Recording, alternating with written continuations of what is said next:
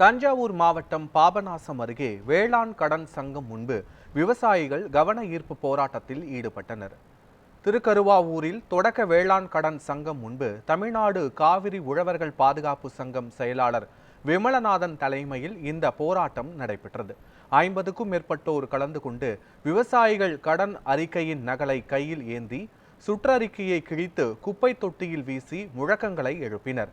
வேளாண், கால்நடை வளர்ப்பு, மீன் வளர்ப்பு மற்றும் கல்வி கடன்களுக்கு சிபில் ரிப்போர்ட் கட்டாயம் என்ற நிபந்தனையை விலக்க வேண்டும் என்றும் அவர்கள் வலியுறுத்தினர்.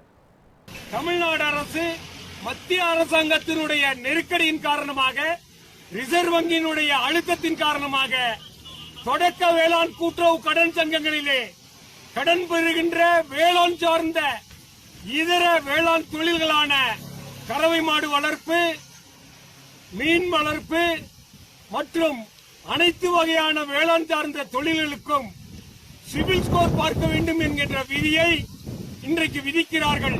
அதை முற்றிலுமாக தமிழ்நாடு அரசு விலக்கிக் கொள்ள கோரி விவசாயிகள் நாங்கள் கூட்டுறவுத்துறையினுடைய மாநில பதிவாளர் வெளியிட்டிருக்கின்ற இந்த அறிக்கையின் நகலினை நாங்கள் குப்பையிலே கிழித்து போடுகின்றோம்.